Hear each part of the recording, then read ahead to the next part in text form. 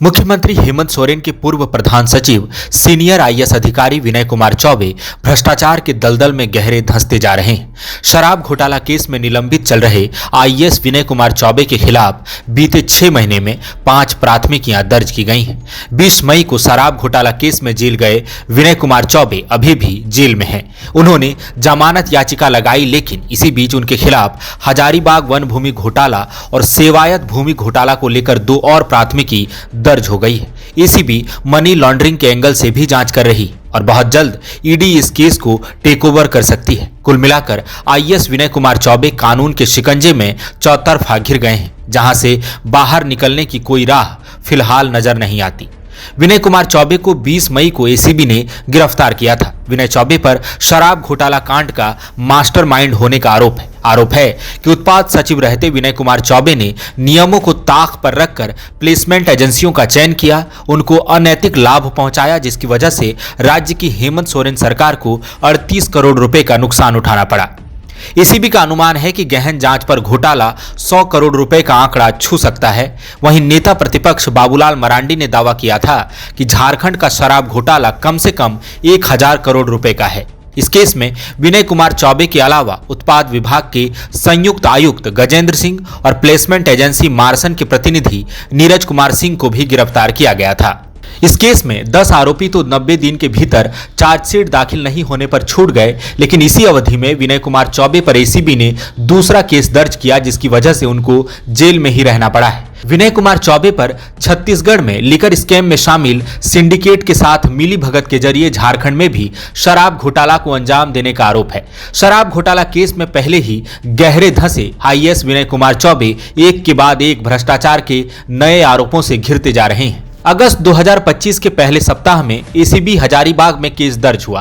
आरोप है कि विनय कुमार चौबे के हजारीबाग का डीसी रहते खास महाल जमीन घोटाला हुआ। मामला साल 2008 से 2010 का है। आरोप है कि हजारीबाग का उपायुक्त रहते विनय कुमार चौबे ने आपराधिक साजिश के तहत हजारीबाग की बहुचर्चित खास महाल की 2.75 एकड़ जमीन को अवैध तरीके से 23 निजी व्यक्तियों के नाम पर निबंधित करा दिया। जांच में पता चला है कि विनय कुमार चौबे ने सहयोगी अधिकारियों, रिश्तेदारों और करीबी व्यवसायी विनय कुमार सिंह के साथ मिलकर जमीन की अवैध जमाबंदी और खरीद बिक्री कराई। इस केस में विनय कुमार चौबे को गिरफ्तार किया गया है। इसके अलावा तात्कालीन खास महाल अधिकारी और कारोबारी की भी गिरफ्तारी हुई है। विनय कुमार चौबे पर हजारीबाग वन भूमि घोटाला का भी आरोप है। एसीबी हजारीबाग थाने में इस केस को लेकर सितंबर 2025 में केस दर्ज हुआ था। आरोप है कि हजारीबाग के तात्कालीन डीसी विनय कुमार चौबे और उनके करीबी नेक्स्टजेन ऑटोमोबाइल के संचालक विनय सिंह और उनकी पत्नी स्निग्धा सिंह ने आपराधिक षड्यंत्र रचकर वन भूमि की अवैध रजिस्ट्री कराई। हजारीबाग जिले के सदर अंचल के बभनबे मौजा में खाता संख्या 95 के 3 प्लॉट पर 28 डिसमिल और खाता संख्या 73 के एक प्लॉट पर 72 डिसमिल वन भूमि की रजिस्ट्री साल 2010 में कराई गई।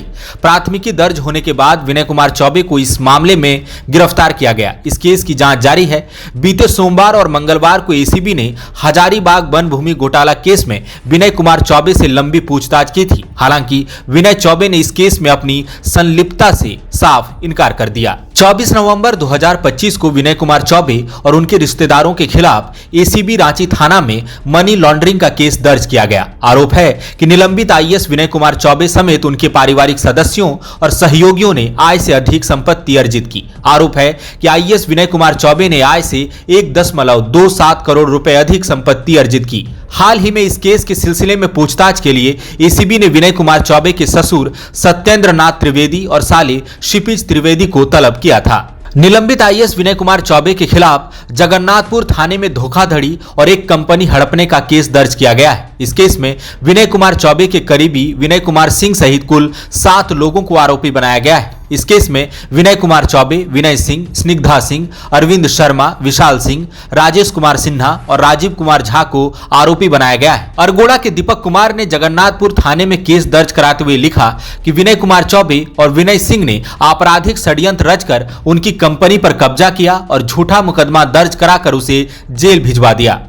गौरतलब है कि विनय कुमार चौबे वही आईएएस अधिकारी हैं जिनका एक निजी व्यक्ति के ऑफिस में सीएमओ की फाइल निपटाते हुए कथित वीडियो सामने आया था। बाबूलाल मरांडी ने वीडियो शेयर करते हुए विनय कुमार चौबे पर गंभीर आरोप लगाया था। विनय कुमार के खिलाफ अभी तो केवल आरोप हैं, लेकिन इन संगीन आरोपों को देखने के बाद ऐसा लगता है कि शायद वे ब्यूरोक्रेट भ्रष्टाचार के लिए ही बने थे।